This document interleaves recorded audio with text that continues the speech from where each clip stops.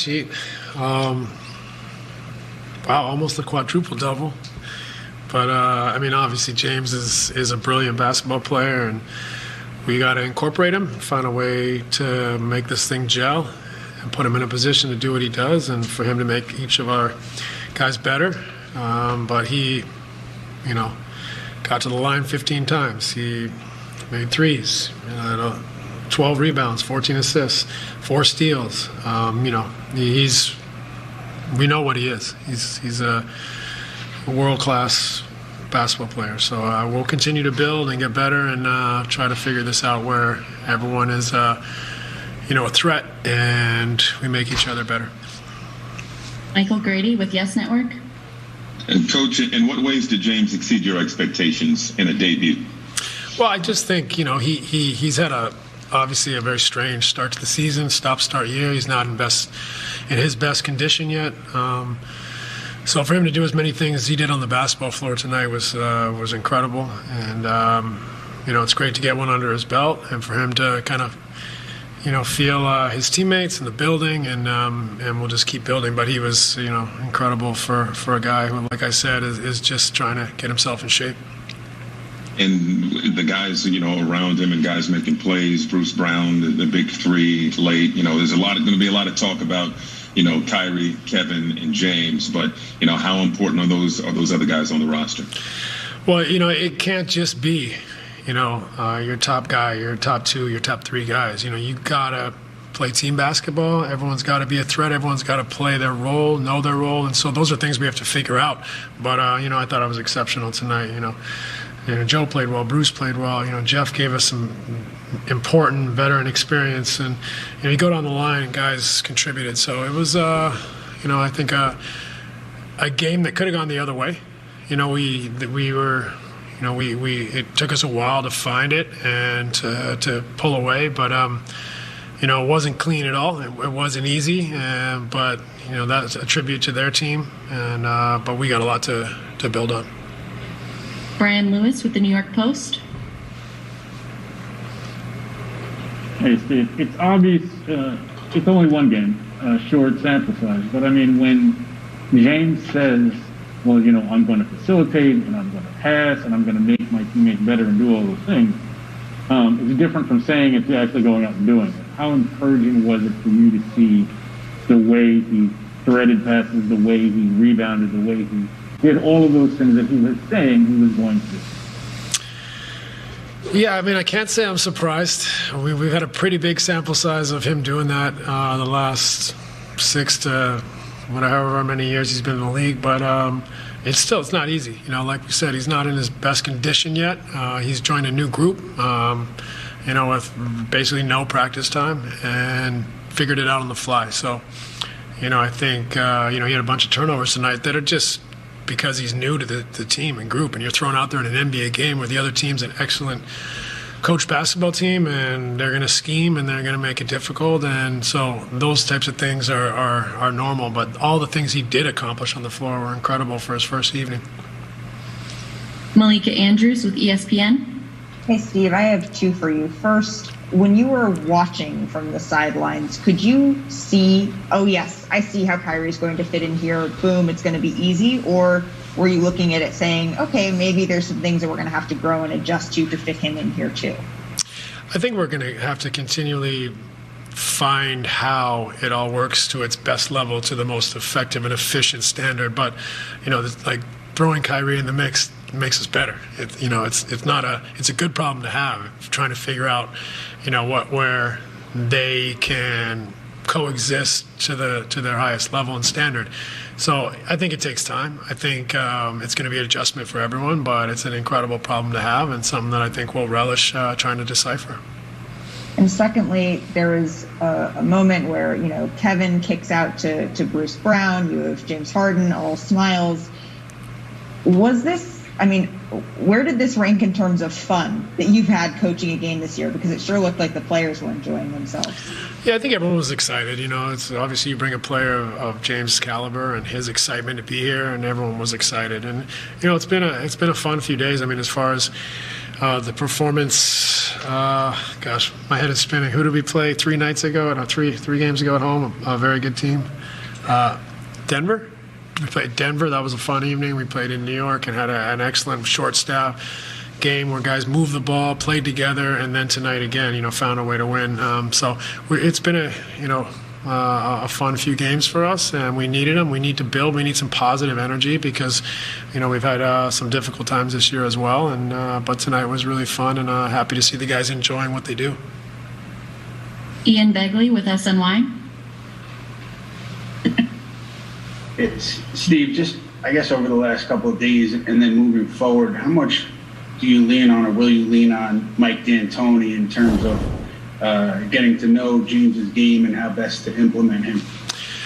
Well, I think it's an invaluable resource. I think it'd be silly not to really lean on Mike for all of his experience with James and their familiarity and how and what James likes and how he works best. So, those are conversations that I'll have with James, but we'll all have as a group and a staff. And Mike, obviously, with his insight and his relationship with James, is invaluable.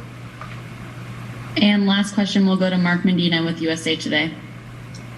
Yes, Steve, good to see you. I want to follow on a point you said pregame about how adaptable and versatile Kevin is. When you worked with him in Golden State, what were your takeaways with how he was able to apply that in that group and fit in with those personalities, and how do you see that applying here? Yeah, I think Kevin's the most adaptable because of his versatility. He can pretty much play anywhere on the floor. He can play without the ball. He can play with the ball. He can play in the post, elbow, nail, out handling. So, I think for Kevin, it's the easiest transition in that he's quite happy to move around and play different roles. So, and he also has that Golden State experience. So, having to play with other great players and that ability to share for the betterment of the group. So we'll lean on Kevin for that. He's been through it, and he, handled it with incredible success. Thanks so much, Coach. Appreciate it. Thanks, everybody. Amongst the things that Steve Nash touched on there, Richard, he talked early about how, James has kind of had this strange season. It's probably in part led to him not being in his best game condition, and yet can still go out there and do all the things that he was able to do tonight. Yeah, now he can. Now, is that something that's sustainable? Like, everyone in basketball knows that in order to really make a run at a championship, I don't care how talented you are, you need to be 100% locked in. Your body has to be in peak physical condition. So, yes, they were able to come out here against Orlando, and this is what we talked about in the pregame. When you can have the second or third best defender on your team guarding a James Harden. But these players wanted this, which obviously shows their inclination to want to do whatever they have to win.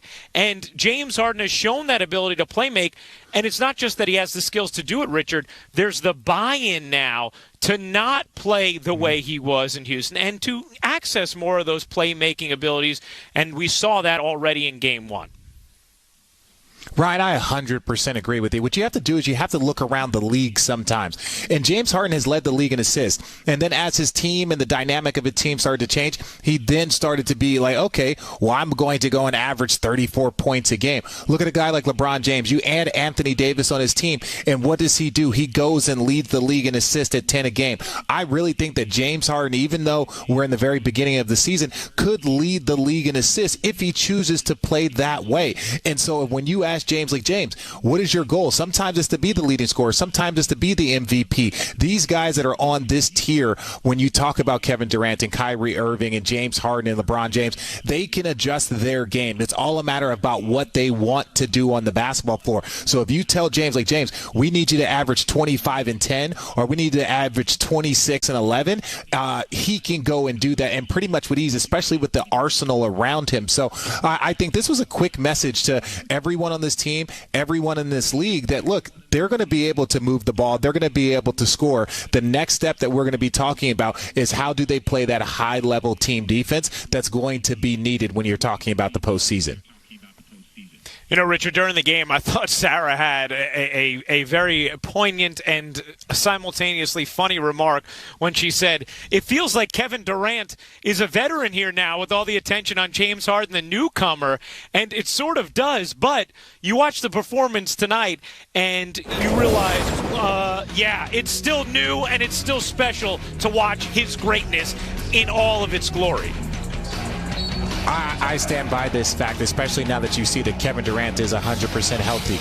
You see that James Harden might have been embellishing maybe, his conditioning and maybe his weight a little bit in Houston. Ultimately, the Nets have 3 of the top 10 players in the NBA, in my opinion. And so when you put these 3 players on the court together with a varying degree of skill, right? They can all handle the ball. They can all score one-on-one. They can all do so many different things. I think it's going to be interesting. And one point that I will add, when you have the 3 of them, the relationship with the media can be a bit difficult in the New York area. But when you have 3 superstars that are able to split the responsibility, these are something that people don't think about. It could be one day where James like, hey guys, I got it. KD, hey, you guys go take a break. I got it. Kyrie, step up, is like, hey, you guys take it. So a lot of it is not just a responsibility that's going to be split on the court, but a lot of it too is the responsibility that can be split off the court and can allow guys to kind of decompress and not have so much media attention all the time. Well, Durant, 42 points, a season high, most in a game since Game 3 of the Western Conference semifinals back on May 4th, 2019. 16 of 26 from the floor at 4 rebounds, 5 assists. He's talked about wanting to clean up the turnovers as well. He had 6 of them tonight. But we saw that last highlight there, Richard, where he fed Bruce Brown, who's apparently has the clutch gene based on what we've seen from Bruce Brown in the fourth quarter over these last couple of weeks. But how about that, Richard? How about the way the rest of this team is able to play off of Durant and James Harden? Yeah, and I'm going to include a guy like Landry Shamet, and I think there's going to be a lot of attention on Jeff Green, and rightfully so. You already saw some of those smaller lineups that they were playing with where Jeff Green is at, I would say, kind of the 4-5. Kevin Durant is 7 foot. He's at the 4-5. And when you're talking about size, you're talking about James Harden at 6'6". That could be your point guard, your 2-guard, your 3-man, whatever position that you need. So that's going to be key for them. If they're able to shore up their defense, and like I said, they don't have to be a top 5 defense, not with this type of offense. Yes, it would be great to be a top 5 defense, but if they can hover somewhere between the 10 and 15 range and limit their turnovers, again, be top 10 in the league in turnovers and not 18th, not 22nd. If they could be right there at like 10 or 11, be a 10 to 15 type defense with the offensive firepower that you have on this roster, they're going to be a force. But that's going to be the number one thing, their chemistry when things get tight and their ability to play defense and not turn over the ball. If they can do those 2 things, not turn over the ball and play like solid defense, I'll tell you what, it is going to be problems. Richard's going to hop out of retirement and put on a jersey just so he can get another ring. Is that what I'm sensing, Richard? Not a chance.